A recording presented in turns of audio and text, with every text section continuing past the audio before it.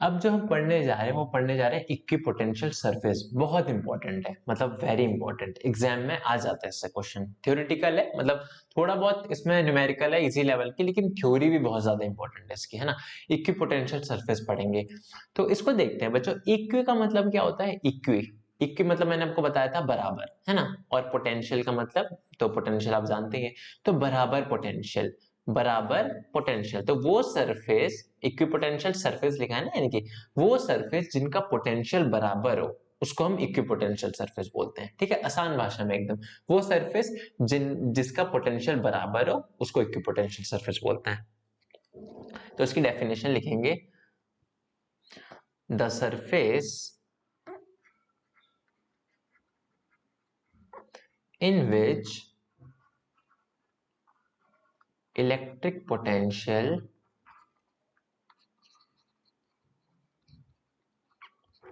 is same at every point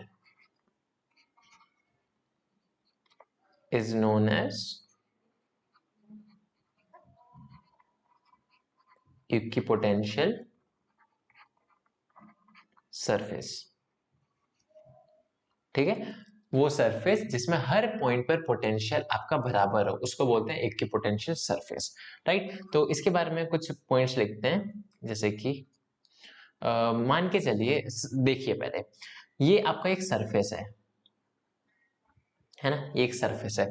तो इसका मतलब क्या हो, इस सरफेस में ना आप कोई सा भी पॉइंट ले लीजिए, ए बी सी डी, तो यहां पर आप लिखिएगा V at A, potential at A वो बराबर होगा पोटेंशियल एट बी, वो बराबर होगा पोटेंशियल एट सी, वो बराबर होगा पोटेंशियल एट डी। जितने भी पॉइंट आप ले लीजिए, है ना, जितने भी पॉइंट ले लीजिए, हर पॉइंट में पोटेंशियल आपका बराबर होने वाला है। यही है मतलब इक्विपोटेंशियल सरफेस का। समझ आया? तो ये एक छोटी सी चीज थी, बहुत इंपॉर्टेंट थी। कुछ पॉइंट लिखते हैं इससे रिलेटेड। अब जैसे कि आप इसमें लिख सकते हैं, एक इंपॉर्टेंट पॉइंट है, work done in moving test charge from one point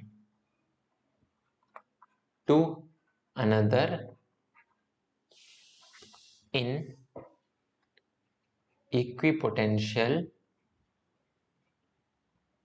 surface is zero. इस लाइन का मतलब क्या हुआ बच्चों? इसका मतलब ये हुआ कि work done in moving test charge from one point to another in equipotential. एक काम कीजिए, आप इसको ना हेडिंग में हेडिंग कह रहा हूं, इसमें इसकी हेडिंग आप लिख दीजिए properties, properties of equipotential surface, है ना। ये प्रॉपर्टीज में आपके एग्जाम में आ सकती है। तो इसमें आपको यही लिखना, पहला बहुत इंपॉर्टेंट है, फर्स्ट जो है, work done in moving test charge from one point to another in equipotential surface is zero. मैं इसका मतलब बताता हूँ। मान के चलिए ये आपका है इक्विपोटेंशियल सरफेस, इसमें है 2 पॉइंट, एक ए, दूसरा है B.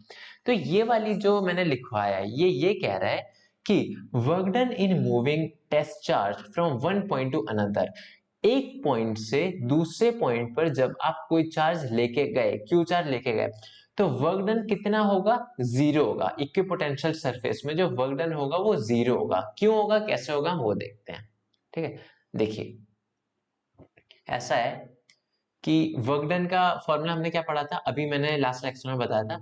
Work done in moving charge from A to B will be, जैसे कि पहले ये देख लीजिए, will be equal to potential at B minus potential at A. ये चीज आपको पता है, पहले लेक्चर में मैं करा चुका हूँ, पिछले लेक्चर में। जैसे ये है ना, ये इंपॉर्टेंट है। तो एक काम कीजिए, आप लास्ट लेक्चर जो आपने नोट किया था वहां पर एक चीज और कर सकते हैं, work done A B by external force will be equal to, इसको इधर ले जाइए, है ना, तो V B minus V A into Q, है ना। ये छोटी सी चीज थी, ये भी लिख लीजिए आप। राइट, तो ये, तो यहां पर ये चीज हो गया। तो work done in moving charge A to B will be equal to V B minus V A into Q, ये हो गया। अब देखिए, क्योंकि ये इक्विपोटेंशियल सरफेस है, इक्विपोटेंशियल सरफेस के बारे में एक चीज जरूर ध्यान रखिए कि हर पॉइंट पर पोटेंशियल बराबर होता है। यानी कि यहां आप लिखिए since VA is equal to VB, bracket में इक्विपोटेंशियल सरफेस, इक्विपोटेंशियल सरफेस, तो work done in moving charge from A to B will be equal to VB और VA बराबर है, तो ये और ये बराबर है, इसका मतलब ये वाली चीज क्या हो जाएगी, ये पूरी चीज जीरो के बराबर नहीं हो जाएगी, है ना। तो वही है 0 इंटू क्यू बराबर work done in moving charge from A to B will be equal to 0, ये चीज है। समझ आया, ये था।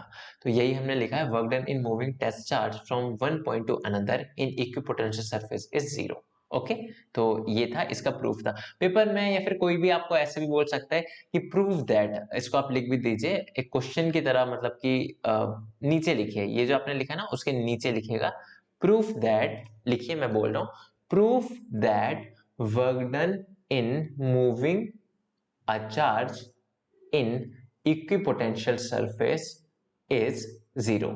ठीक है, वीडियो रिवाइंड करके देख लीजिएगा, इस चीज को लिख लीजिएगा।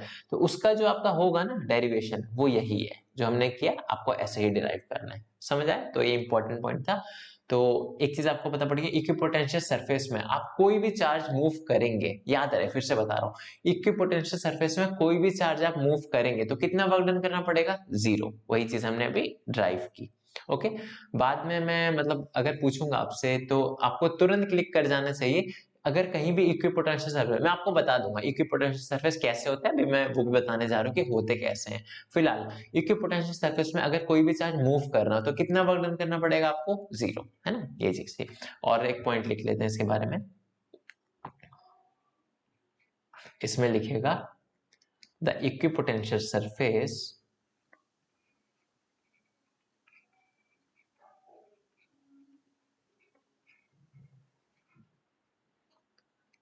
Through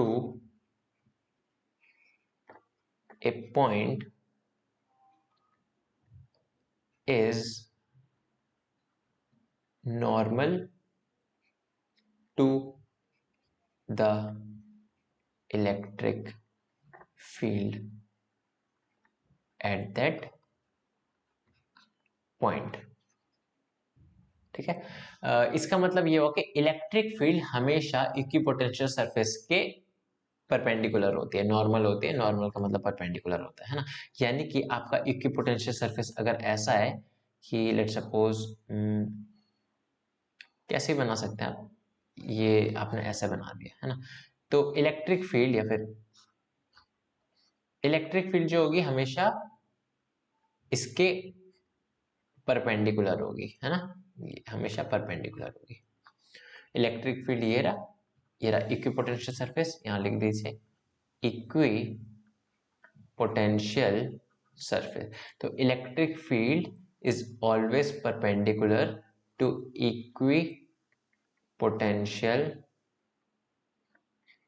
surface. ठीक है, ये चीज है, ये भी इंपॉर्टेंट पॉइंट है। ये दो प्रॉपर्टी बहुत ज्यादा इंपॉर्टेंट है, इसको ध्यान रखिएगा इसकी डेफिनेशन के साथ, डेफिनेशन बहुत ज्यादा इंपॉर्टेंट है, राइट। तो अब कुछ चीजें और लिखते हैं, जैसे कि सम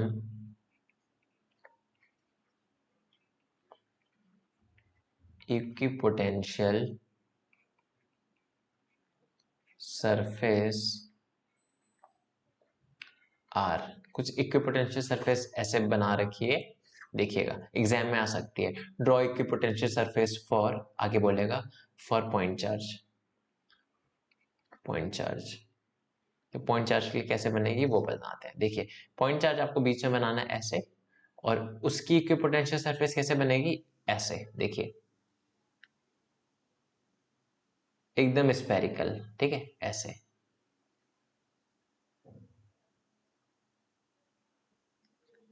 तो ये हो गई इक्विपोटेंशियल सरफेस पॉइंट चार्ज की वजह से, है ना।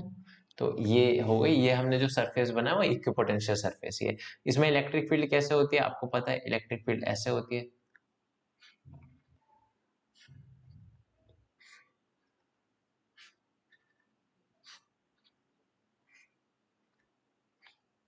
ऐसे होती है इलेक्ट्रिक फील्ड, राइट। तो ऐसे आपको बनाना है। तो यही चीज है, आप एक चीज देख भी सकते हैं यहाँ पर, जैसे इलेक्ट्रिक फील्ड है तो इक्विपोटेंशियल सरफेस मान के चलिए आपका ये ऐसा है ना। इस छोटे वाले को अभी मैं लेता हूँ, ठीक है, ये छोटा वाला मैं ले रहा हूँ। तो इसमें आप एक चीज देखिएगा, हम मार्क करते हैं उसको। मान के चलिए ये है आपका पॉइंट ए और ये है पॉइंट बी। तो आप क्या बोल सकते हैं, potential at point A will be equal to potential at point B, ठीक है। यही हो गया कि पोटेंशियल का। वैसे ही आप इसको ही बोल सकते हैं, अगर ये सी है, ये डी है, ये ई है, याद रहे एक ही स्पेयर की बात कर रहे हैं अभी हम, एक ही स्पेयर में ये सारे पॉइंट है ना, ये सारे जो पॉइंट है एक ही स्पेयर के हैं। तो आप आगे भी लिख सकते हैं potential at C will be equal to potential at D is equal to potential at ई।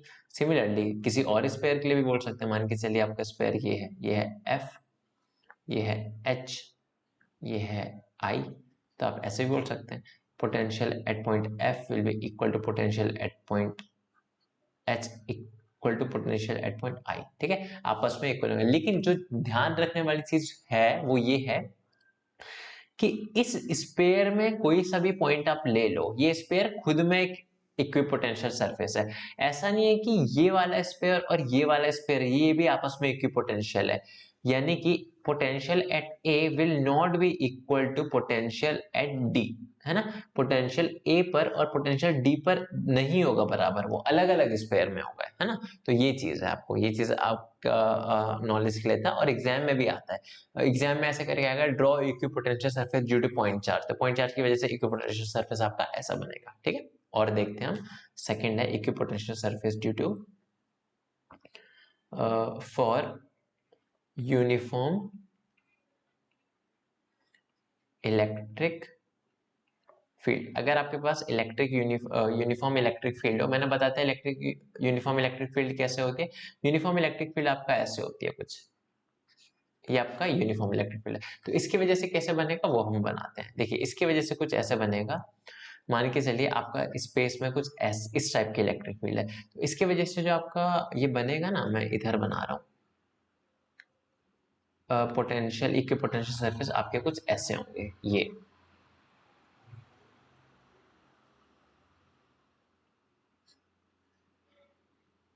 है ना, ऐसे बनेंगे। अगर आपकी फील्ड कैसी है, फील्ड है ऐसे, यूनिफॉर्म इलेक्ट्रिक फील्ड कुछ ऐसे है,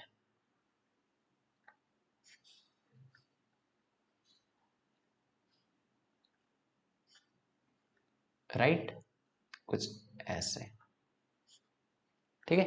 ये बन गया फॉर यूनिफॉर्म इलेक्ट्रिक फील्ड की वजह से।